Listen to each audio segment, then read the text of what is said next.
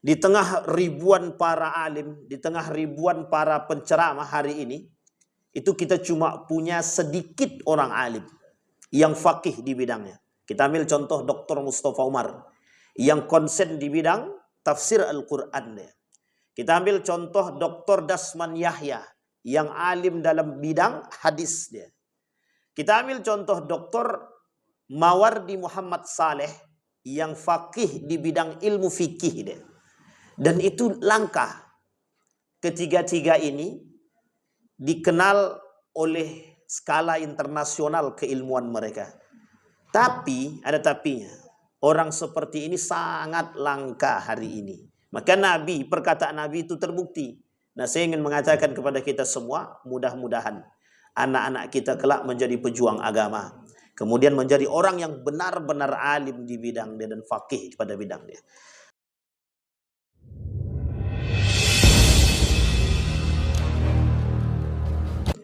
Assalamualaikum warahmatullahi wabarakatuh.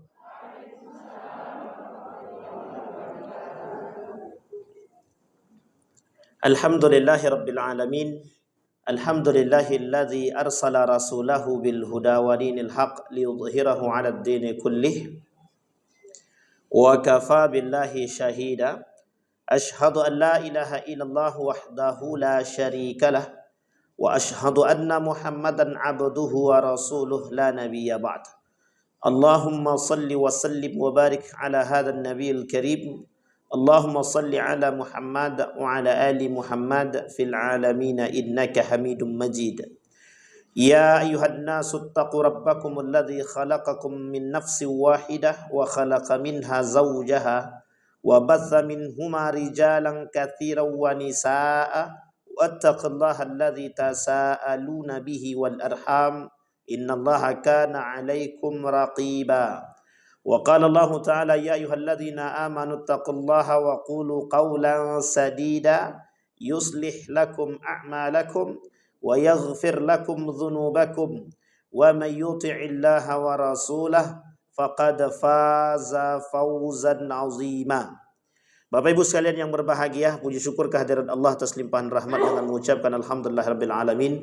Bersolawat kepada Nabi dengan mengucapkan Allahumma salli ala Muhammad wa ala ali Muhammad fil alamin innaka Hamidum Majid. Bapak Ibu sekalian yang berbahagia, mudah-mudahan di maghrib ini Allah limpahkan rahmat dan karunia-Nya kepada kita semua. Allah sehatkan, Allah kuatkan, Allah berkahi. Allah jadikan rumah tangga yang kokoh. Allah jadikan rumah tangga yang sakinah, mawaddah, warahmah.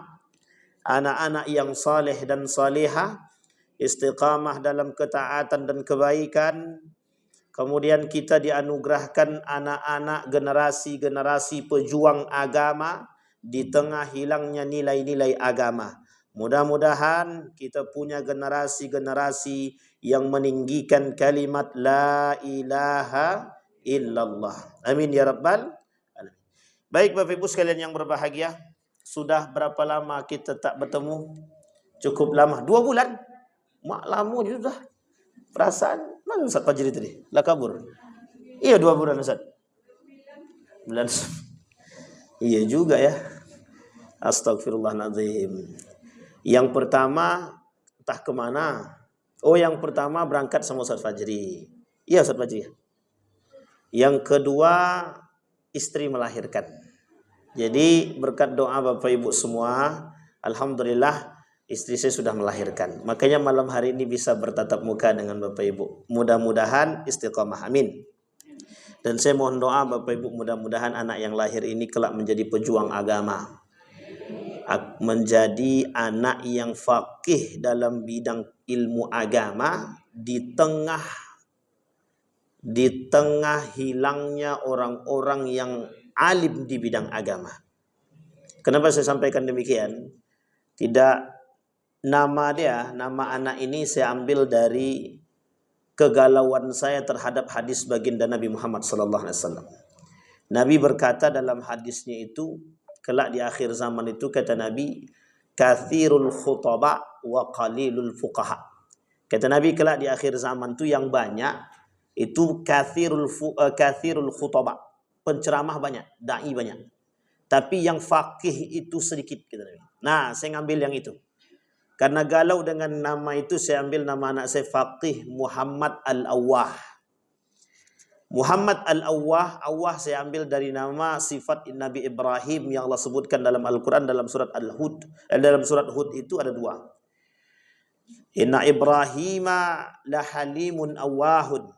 Kemudian kalimat selanjutnya halimun awwahun halimun. La awwahun halimun. Jadi kalimat itu saya ambil. Nah, kenapa faqih? Faqih itu tujuannya biar nanti punya generasi pejuang agama. Dan generasi pejuang agama ini punya ilmu agama yang mendalam. Bukan sekedar khutbah saja. Bukan sekedar berceramah saja. Bukan sekedar jadi da'i saja. Saya ambil contoh. Di tengah ribuan para alim, di tengah ribuan para penceramah hari ini, itu kita cuma punya sedikit orang alim yang faqih di bidangnya. Kita ambil contoh Dr. Mustafa Umar yang konsen di bidang tafsir Al-Quran. Kita ambil contoh Dr. Dasman Yahya yang alim dalam bidang hadis dia. Kita ambil contoh Dr. Mawardi Muhammad Saleh yang faqih di bidang ilmu fikih dia. Dan itu langka. Ketiga-tiga ini dikenal oleh skala internasional keilmuan mereka. Tapi, ada tapinya. Orang seperti ini sangat langka hari ini. Maka perkataan Nabi itu terbukti. Nah, saya ingin mengatakan kepada kita semua, mudah-mudahan anak-anak kita kelak menjadi pejuang agama. Kemudian menjadi orang yang benar-benar alim di bidang dia dan faqih pada bidang dia. Oke Bapak Ibu sekalian yang berbahagia. Di 3 bulan yang lalu atau 2 bulan yang lalu. Di mana terakhir pembahasan kita Bapak Ibu? Ada yang masih ingat? Lalu pola Ustaz. Lah 2 bulan pun. Yang kedua itu apa? Orang yang sengaja meninggalkan salat. Taib, mantap Nenek. Alhamdulillah. Terima kasih Nenek. Baik. Kemarin Al-Kabira Ar-Rabi'ah fi tarqis salah. Dosa besar selanjutnya kata Imam Az-Zahabi dalam kitabnya Al-Kabair. Juga dinukil oleh Imam Syekh Mutawalli Sya'rawi. Dalam kitabnya Syekh Ramadan Al-Buti. Dijelaskan oleh Syekh Dr. Yusuf Al-Qardawi. Tentang tarkus salah. Meninggalkan salat. Meninggalkan salat ini kemarin sudah kita bahas. Ada yang meninggalkan salat dengan sengaja amdan. Tarikus salati amdan. Sengaja meninggalkan salat. Tapi ada orang yang meninggalkan salat tidak sengaja. Nanti ada lagi makna yang ketiga itu adalah yuakhiru an salatihi. Ta'khirus salat. Kita ambil yang pertama kemarin sudah ya. Yang dia meninggalkan salat tapi tidak sengaja. Sudah ya? Meninggalkan salat tidak sengaja dan itu ada pada poin tertentu yang disampaikan oleh Nabi dalam hadisnya rufi'al qalam an salat. Jadi orang-orang yang mohon maaf meninggalkan salat atau tidak sengaja meninggalkan salat dalam 3 kondisi ini itu mereka bersalah tapi tak berdosa. Salah tapi tak berdosa. Cukup mereka datang kepada Allah meminta ampun kepada Allah selesai. Allah terima ampunan mereka, permintaan maaf mereka dan taubat mereka. Yang kedua, ada orang yang sengaja meninggalkan salat. Nah, orang yang sengaja meninggalkan salat ini, yang pertama di awal waktu dia sengaja melalaikan salat dia, kelak nanti salat di akhir waktu saja. Ternyata ketika mendekat waktu salat dia dilalaikan, dilupakan. Ansahus syaitan. Dilupakan oleh syaitan.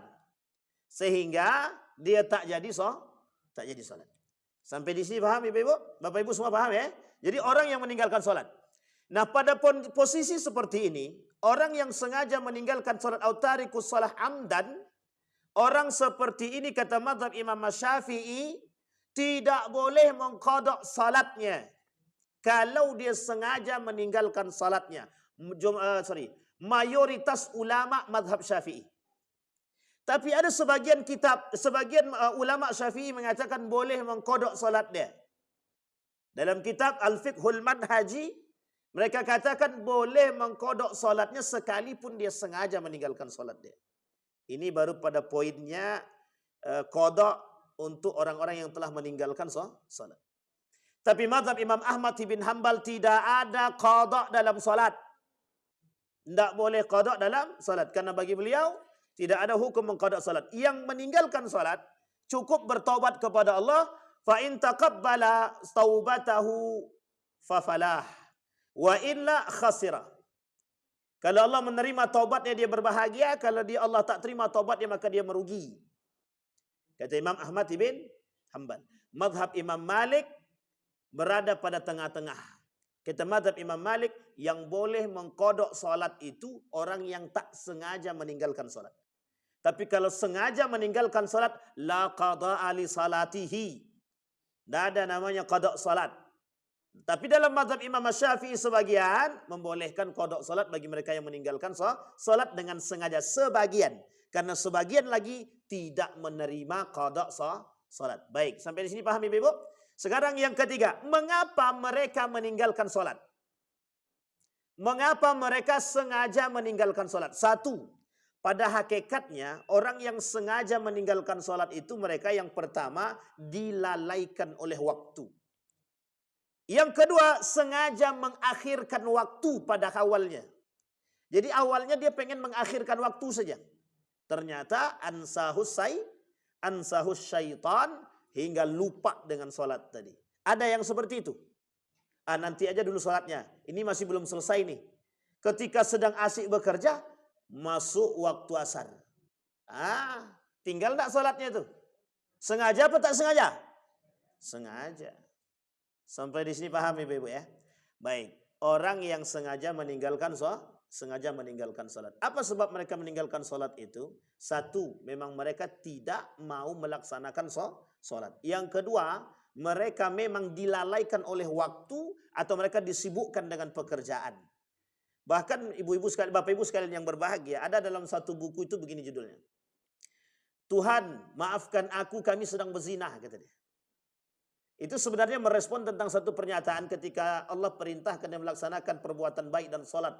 Apa kata dia? Tuhan maafkan kami sedang berzinah, kata dia. Ada bahasa yang lain dalam buku yang lain. Apa kata dia? Tuhan, kami sedang sibuk, entar ya salatnya, kata dia. Ini dalam tulisan satu novel. Dalam novel. Tapi sebenarnya pembahasannya samakah isinya? Isinya sebenarnya ingin menunjukkan betapa banyaknya kelak manusia disibukkan dengan perbuatan sehingga mereka melupakan Allah. Bayangkan orang-orang di akhir zaman itu Bapak Ibu, mereka disibukkan dengan perbuatan, mereka lupa salat.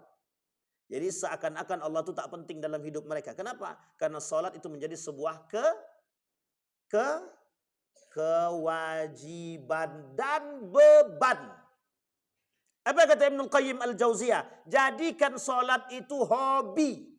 Maka tak ada beban bagi Anda untuk melakukan dia. Sekarang pertanyaannya, salat jadi beban apa tidak? Jangan bilang tidak. Saya tanya Bapak Ibu semua, andai kata surga dan neraka tidak ada, mau tidak salat? Serius?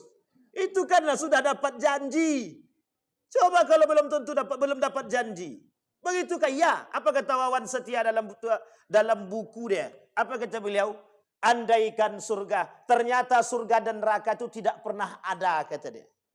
Wah, itu bahaya itu Bapak Ibu.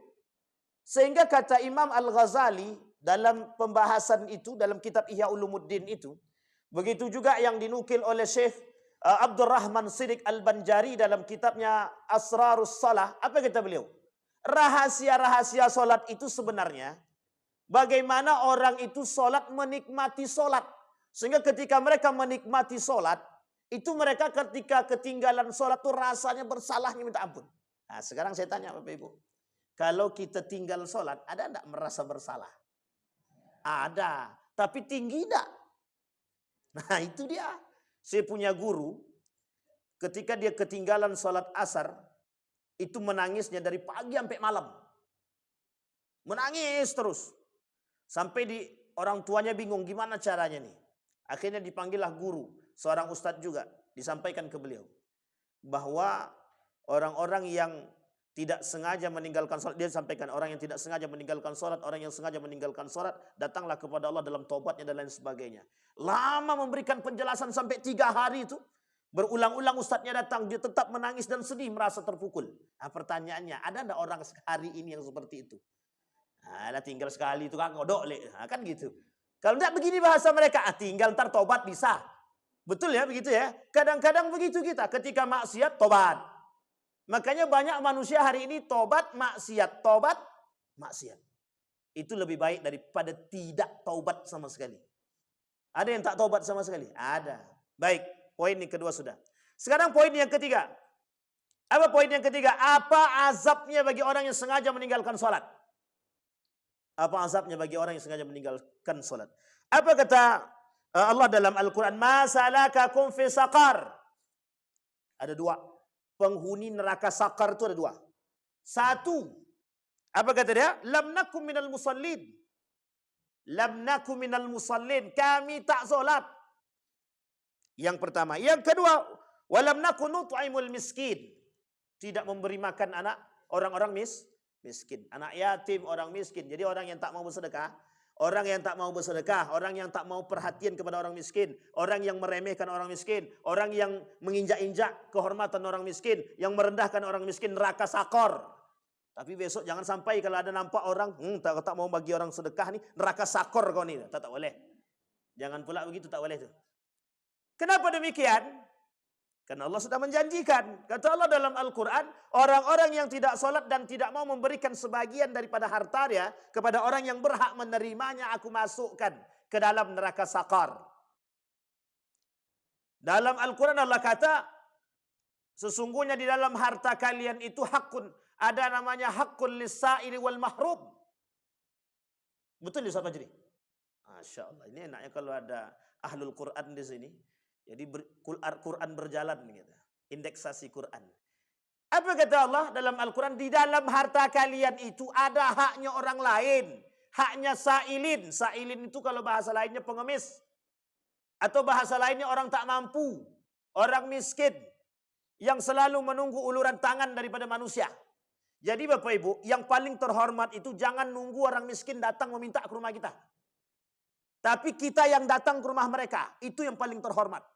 Kenapa? Karena kewajiban sebenarnya bagi kita datang ke rumah mereka untuk menanggapi kehidupan mereka. Sekarang saya tanya, mereka yang datang ke kita atau kita yang datang ke mereka? Jelas mereka yang datang ke kita. Sampai-sampai hati kita bilang begini, untung kami tak miskin, tak datang minta-minta. Atau kasihan aku miskin, dia sini aku kasih. Itu tingkat keimanannya masih terlalu rendah, kata Hasan Al-Basri. Karena tingkat keimanan yang paling tinggi itu, kata Imam Hasan Al-Basri, ketika memberi sesuatu kepada orang lain tak pernah menganggap orang lain itu rendah daripada diri dia. Itu berat tuh Bapak Ibu. Kapan-kapan pelajarilah itu. Cari guru tasawuf. Untung saya tidak tasawuf. Tapi nanti Bapak Ibu cari. Ketika belajar itu, kata Imam Al-Ghazali itu bilang begini. Ada rahasia dalam sedekah itu sampai Imam Al-Ghazali mengatakan begini. Saya pernah menuliskan satu tulisan itu begini. Hukum memberi atau bersedekah itu dibandingkan dengan etika. Ketika ibu-ibu memberi orang dengan mengatakan aku kasihan sama dia, makanya aku kasih dia. Itu serendah-rendahnya iman. Serendah-rendahnya iman. Karena begini, sifat dalam bersedekah itu kata Imam Al-Ghazali dalam petikan kitab Ihya Ulumuddin, dalam judul kitabnya itu Asraruz Zakah itu, memberilah Anda kepada orang lain sampai Anda enggak mengerti apakah dia ini miskin atau tidak. Itu berat tuh. Sangat berat sekali. Sama halnya ketika Nabi melakukan atau memberikan sedekah, Nabi memberikan di mana orang itu turun, di mana tempat orang itu naik, di situ dia taruh. Yang tahu cuma Nabi dengan Allah.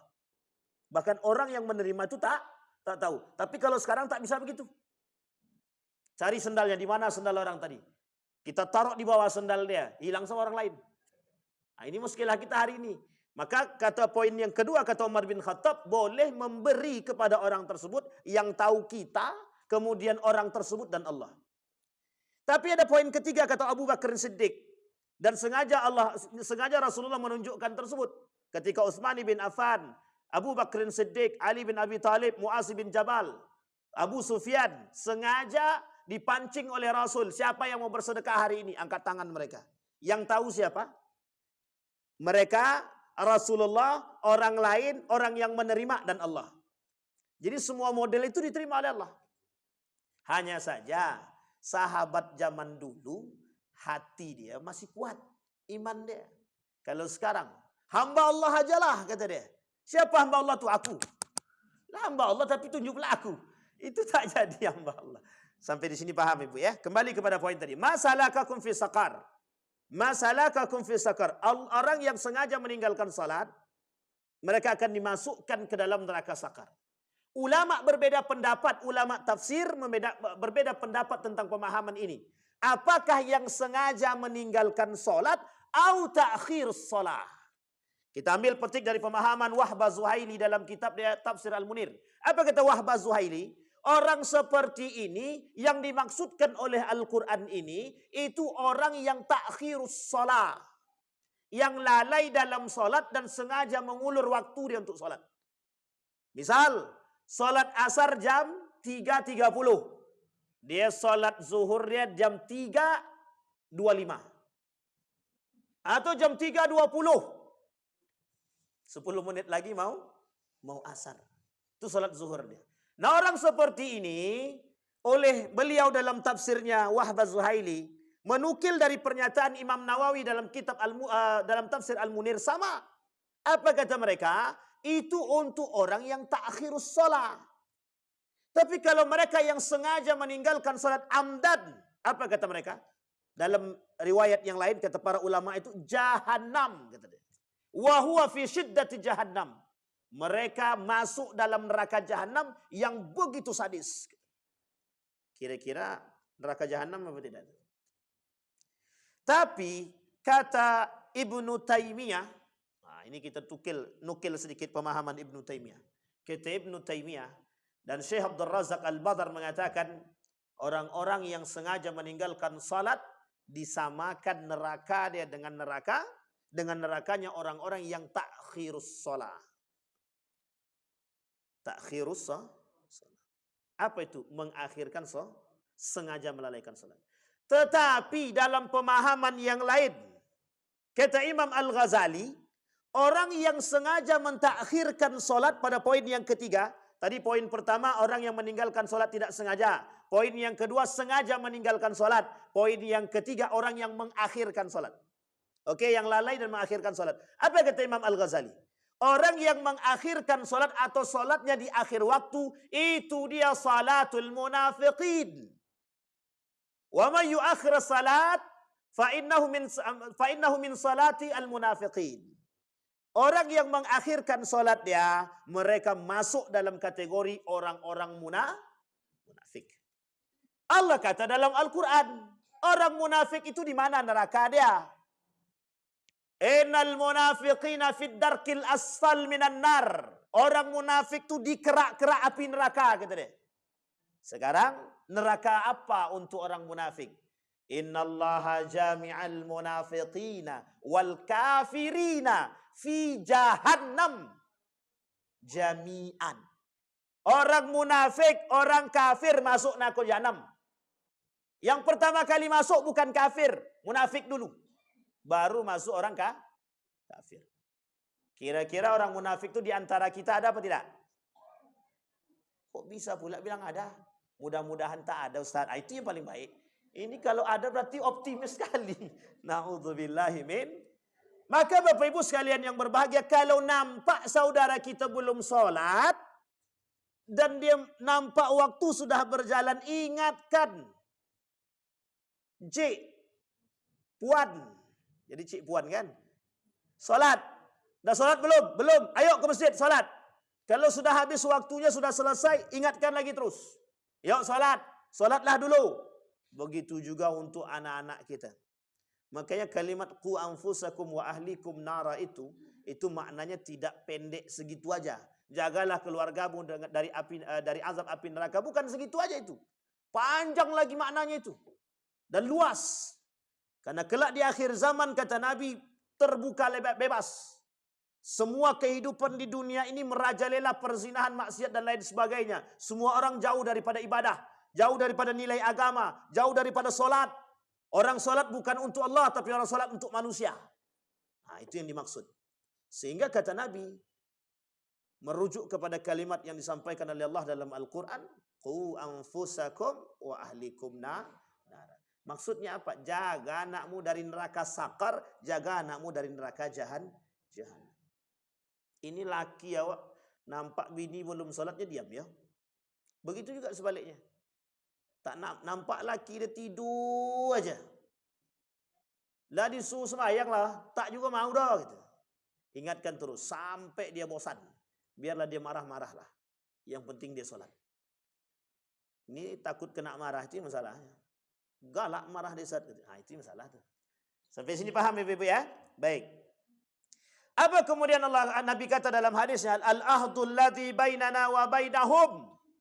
Kata Nabi, perbedaan antara kita dengan orang kafir itu apa? As-salah. Salat. Faman tarakaha faqad kafara. Yang meninggalkan salat orang kafir.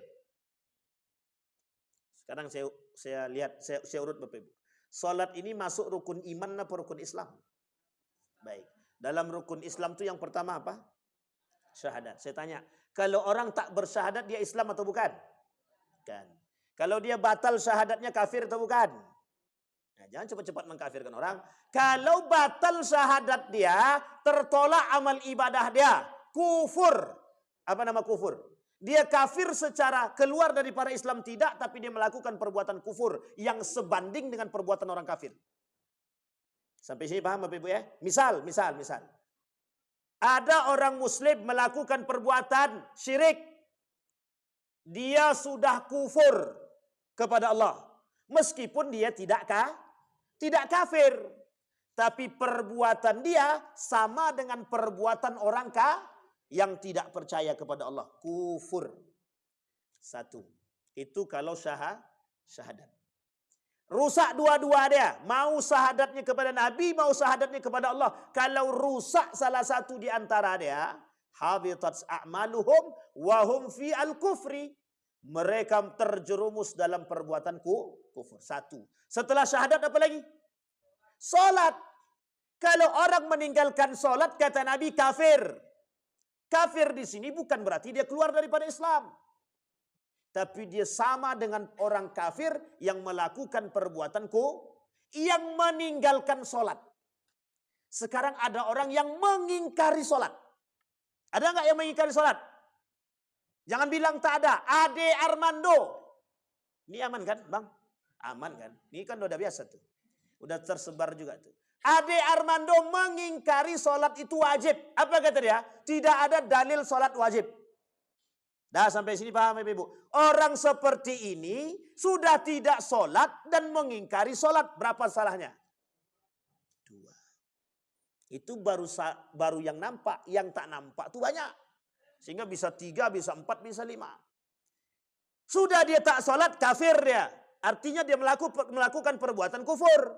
Yang kedua, ingkar dia dengan dalil atau kewajiban sholat itu sendiri.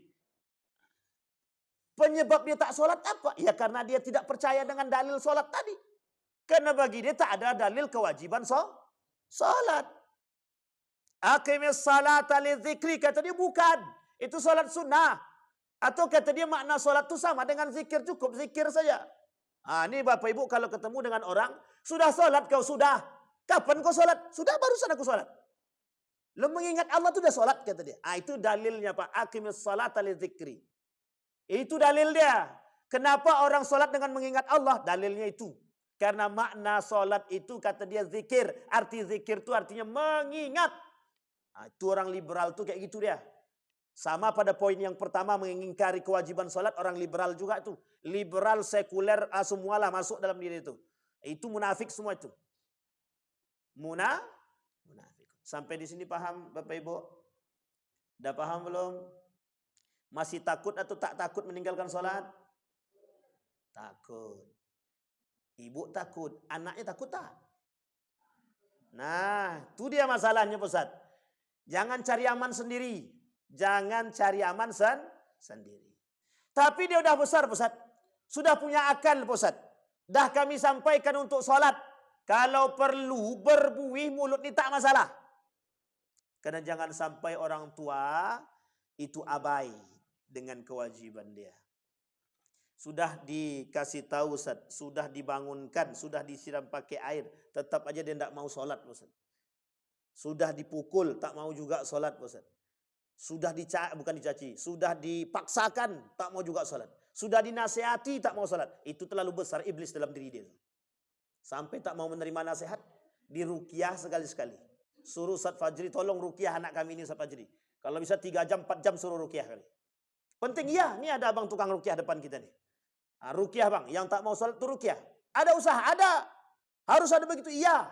Tapi jangan pernah berhenti berdoa. Rabbi ja'alni muqima salati wa min dzurriyyati rabbana wa taqabbal du'a. Betul Ustaz Fajri? Itu kalau enaknya Ustaz Fajri itu. Harus rutin tuh. Doakan anak. Ini ndak. Yang anak tak sembahyang bonti kau lantak. Masuk api nyako kau. Memang itu yang diharapkan mak bapak deh. Sampai anaknya pun didoakan masuk neraka jahanam. Sampai di sini paham Bapak Ibu? Baik, kembali kepada poin tadi. Apa kata para ulama? Kata Nabi, perbedaan kita dengan orang kafir itu adalah salat. Maka orang yang tidak salat, itu neraka dia dikategorikan oleh para ulama 2. Kalau dia cuma sekedar meninggalkan salat saja, dikatakan sebagai masuk ke dalam neraka sakar. Tapi kalau dia sengaja dan tidak salat dan mengingkari kewajiban salat, Allah masukkan dia ke dalam neraka jahanam. Dalam pandangan ulama yang lain mengatakan, yang dimaksud dengan neraka sakar itu adalah khusus bagi orang yang mengakhirkan salat. Mengakhirkan salat. Tapi sebagian lagi yang mengatakan ada orang yang sengaja meninggalkan salat sama dengan orang yang mentakhirkan salat, neraka dia neraka sakar. Ingat Bapak Ibu, takhirus shalah di sini sengaja mengakhirkan salat. Ingat itu. Ini poin pentingnya di sini. Sengaja mengakhirkan salat. Tapi kalau tak sengaja mengakhirkan salat karena ada aktivitas yang mendadak dan aktivitas yang penuh yang tak bisa ditinggalkan, sehingga Bapak Ibu kemudian melaksanakan salat 20 menit sebelum salat asar misalkan, atau 30 menit, maka itu belum masuk dalam kategori yang tadi kata para ulama. Karena ada makna salat itu tepat waktu di waktu yang tepat. Salat tepat waktu dan salat di waktu yang tepat. Itu pemahaman para ulama. Sampai sini paham Bapak Ibu? Jadi kalau salat tepat waktu, ketika azan berkumandang, datang ke masjid. Salat dia. Maka itu namanya salat tepat waktu. Tapi kalau salat di waktu yang tepat, dia masih melaksanakan salat, tapi di waktu yang sama. Salat zuhur dia lakukan di waktu yang zuhur. Salat maghrib dia lakukan di waktu yang maghrib. Maka Bapak Ibu ada pesantren yang mengakhirkan salat. Kita ambil contoh. Pesantren azan itu jam 12. Pesantren itu baru azan jam 12.30. Lambat apa tak lambat? Lambat. Boleh apa tak boleh? Boleh, karena pemahamannya pada poin yang tadi. Sampai di sini paham ya?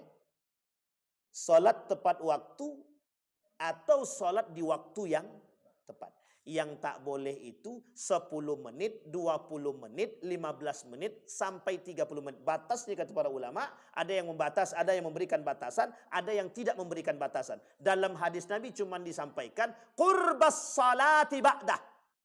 Mendekati waktu salat selanjutnya, kata Nabi.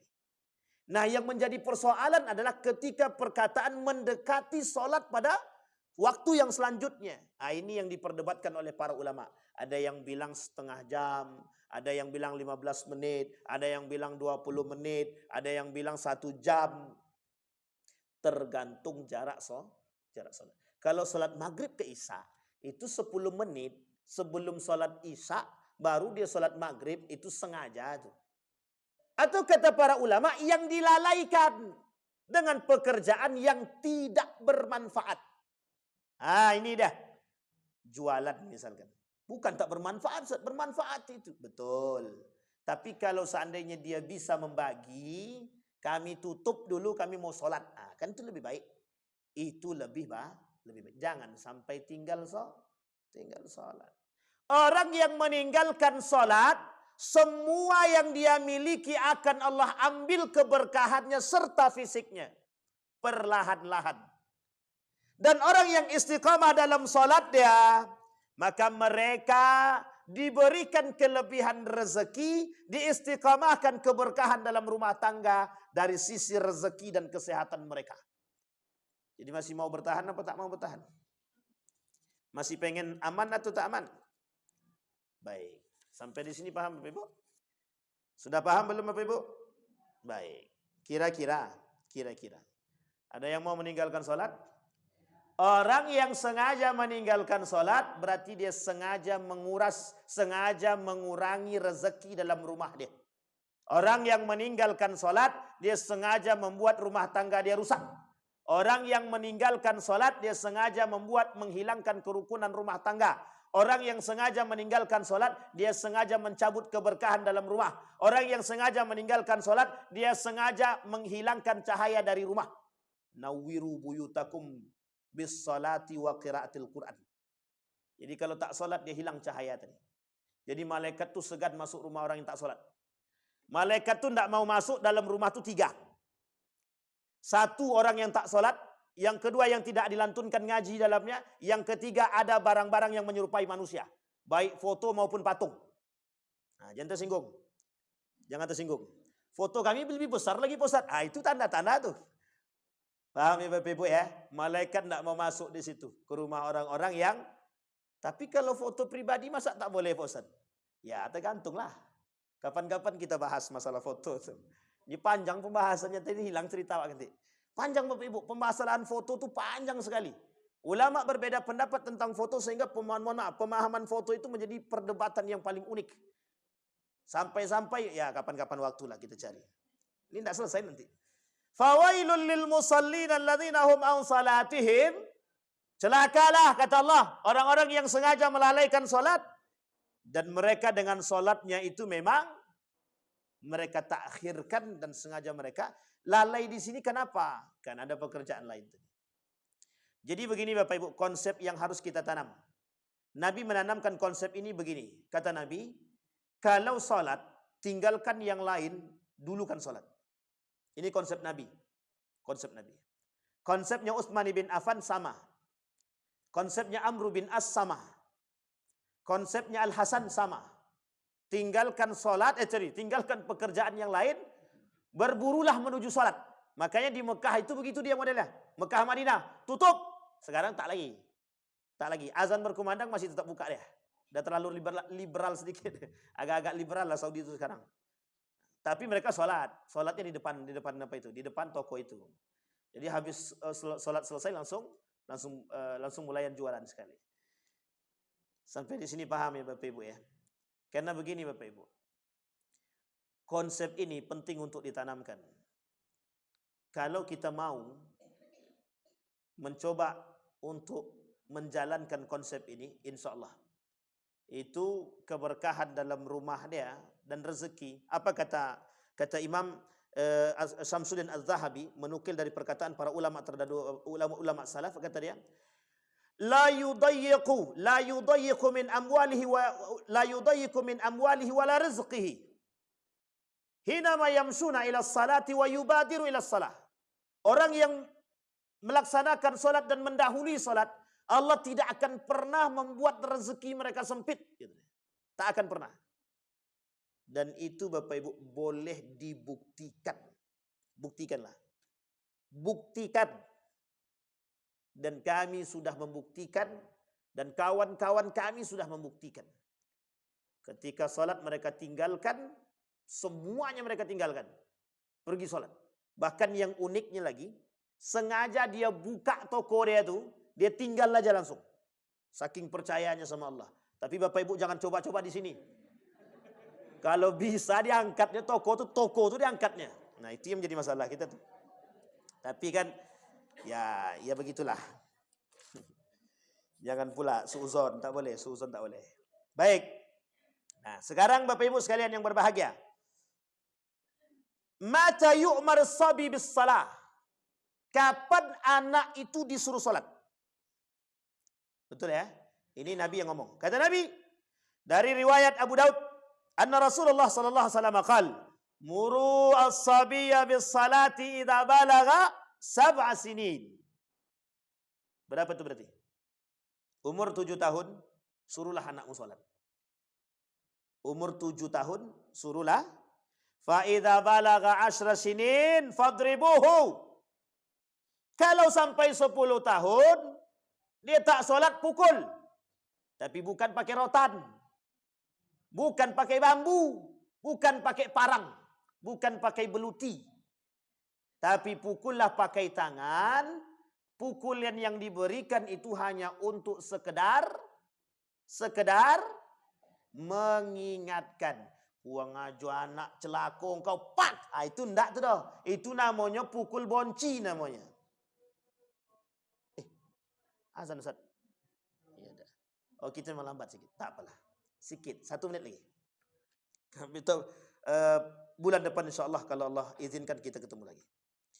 Wa fi riwayatin ukhra muru auladakum bis salah wa hum abna'a 7 wadribuhum 'alaiha wa hum abna'a 10. Kalau sudah 7 tahun suruh salat. Kalau tak mau salat pada 10 tahun pukul. Ini berbeda pendapat makna pukul. Tidak boleh memukul anak dengan nafsu. Tapi pukullah dengan memberikan pelajaran. Itu dia. Jadi apapun alat pukulnya, jangan dipakai lagi. Kayak besi, kayu, semuanya jangan. Tapi pukullah dengan tangan. Dan pukul dengan tangan itu bukan dengan nafsu. Pukul untuk memberikan pendidikan. Artinya apa? Diterjemahkan oleh para ulama kontemporer, perlu adanya ketegasan dari orang tua menyuruh anak sholat. Coba Bapak Ibu bayangkan hari ini. Kita lihat. Yang banyak datang ke masjid, yang sudah mau mati atau masih lama mati? Jangan mengaku Pak, mati itu mau muda, dia mau tua, dia tak ada rahasia Tuhan itu. Artinya, yang banyak datang ke masjid lanjut usia atau senja? Iya senja sama lanjut usia sama. Coba kita tengok yang datang sekarang nih. Mana yang umur 20 tahun ke bawah? 30 tahun ke bawah? Jangan bilang tak ada abang nih 30 di kayak.